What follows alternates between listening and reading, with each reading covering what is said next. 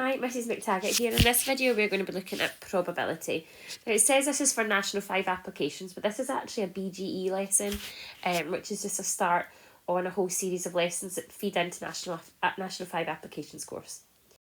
So probability is a numerical value that is given to describe the likelihood of an event happening. It's numbered from 0 to 1. It can be a fraction, it can be a decimal.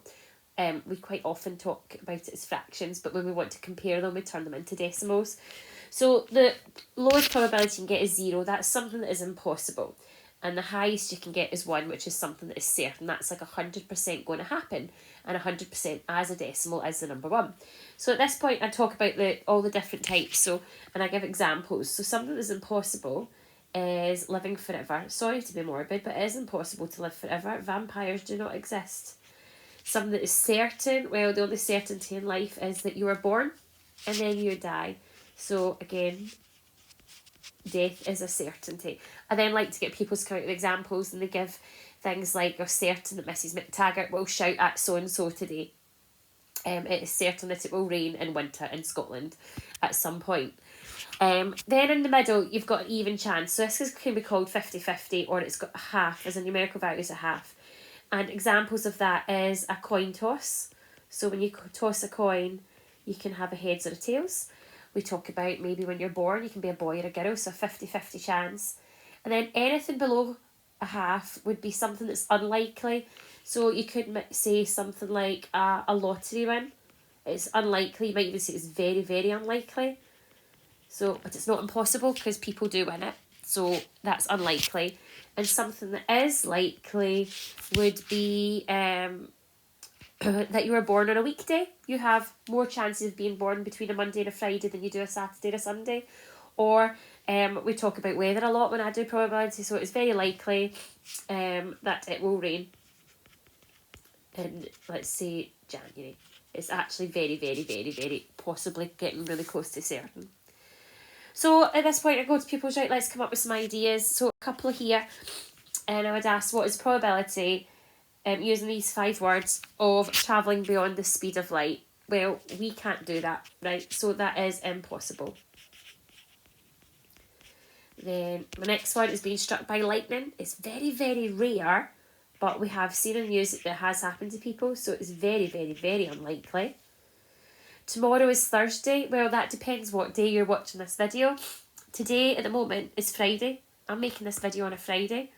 So it's impossible that tomorrow is Thursday. So for me, that is impossible.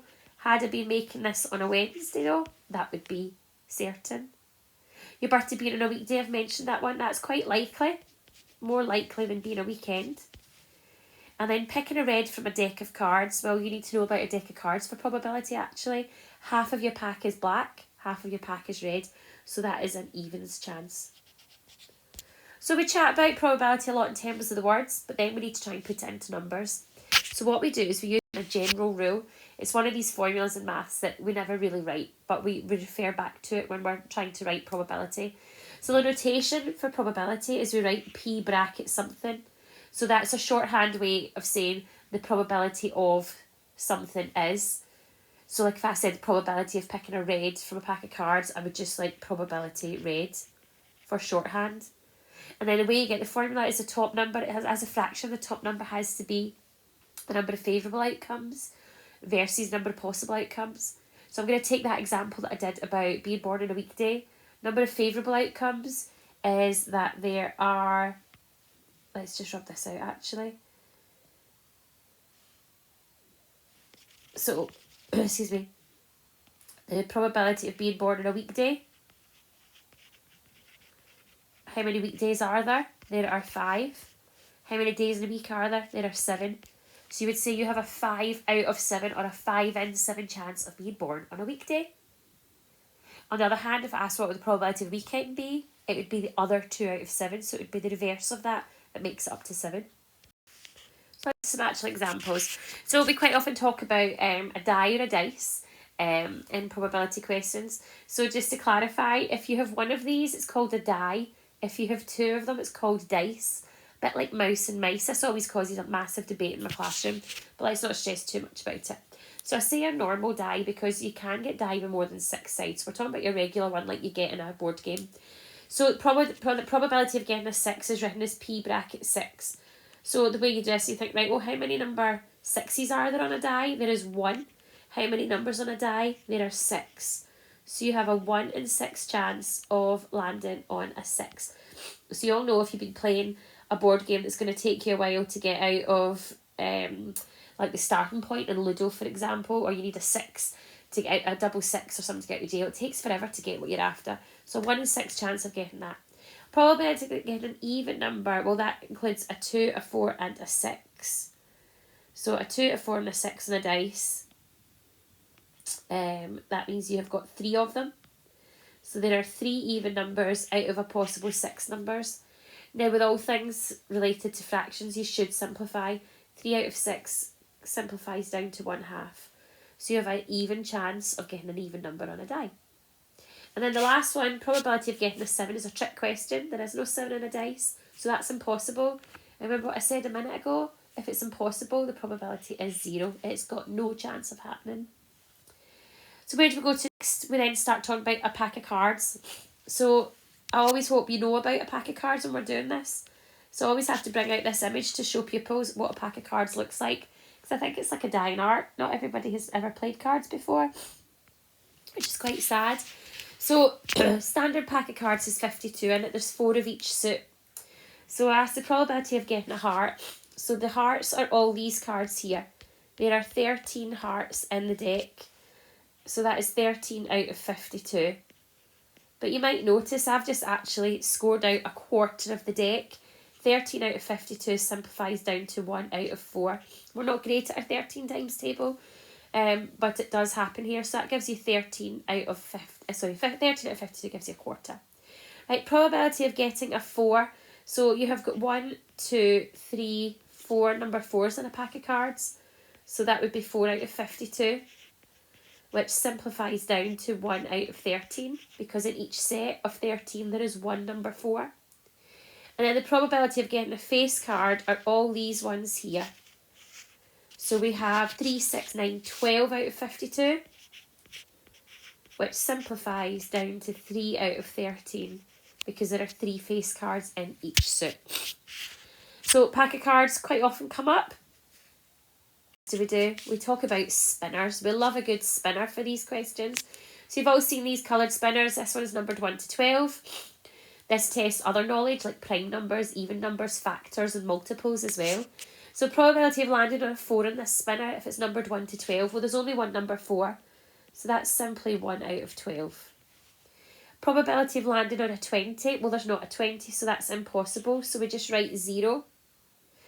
Probability of an even number, 2, 4, 6, 8, 10, 12. That's 6 out of 12, which becomes 1/2. Probability of a prime number, let's chat prime numbers. Your prime numbers are numbers that only divide by themselves and 1. So we have got 2, which is the only even prime number. We have got 3, we have got 5, we have got 7, and we have got 11. So there are 5 prime numbers out of a possible 12, and that one doesn't simplify. And then for the last one, probability of not a 1. Well, if there's one number 1, that means you've got 11 that aren't the number 1. So 11 out of 12. So these come up a lot as well. What I'm going to do now is just going to do some random little questions with you that I quite like to do in class. These ones quite often throw my pupils because it's written in a sentence, there's no picture, and I can make these up off the top of my head really easily.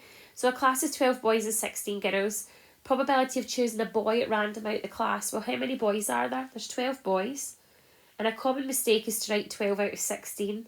But remember, the bottom number of the fraction has to be the number of possible outcomes. There are 28 pupils in this class. 12 add 16 is 28. So there are 12 boys out of a class of 28. And then that simplifies down using your 4 times table. Gives you 3 out of 7. So you have a 3 in 7 chance of picking a boy at random in this class. This one I like to do from an image. What is the probability of choosing a round chocolate? So first of all, let's see how many round ones we've got. We have got 1, 2, 3, 4, 5, 6, 7, 8 round chocolates in my box.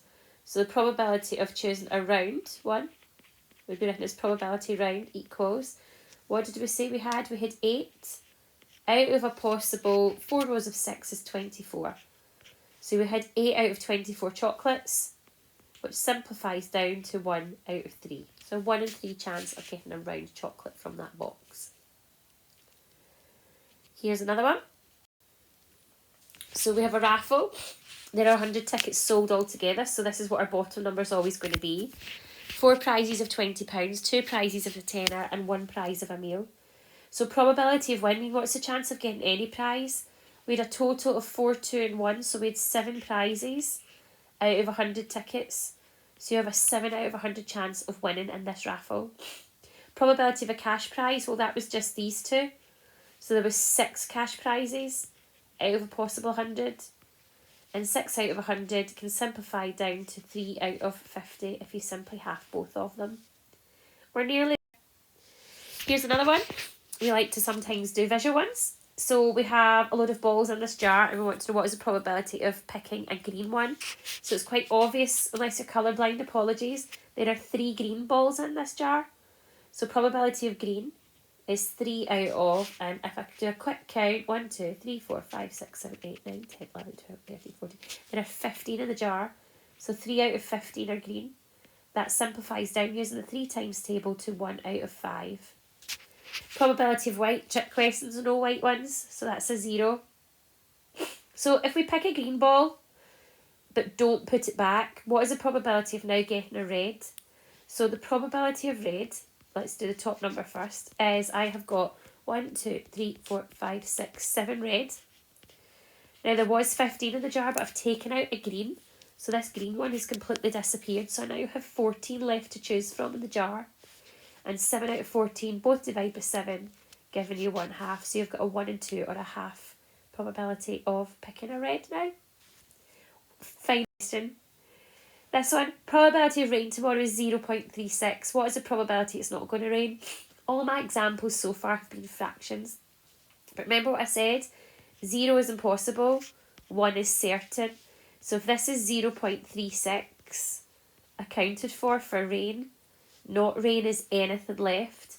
So what you're really doing is just doing the number 1, take away 0.36, which leaves you with a 0.64 chance of it not raining. You're just looking for the other side there that makes it up to 1. I hope this has helped. Thanks for watching. Bye.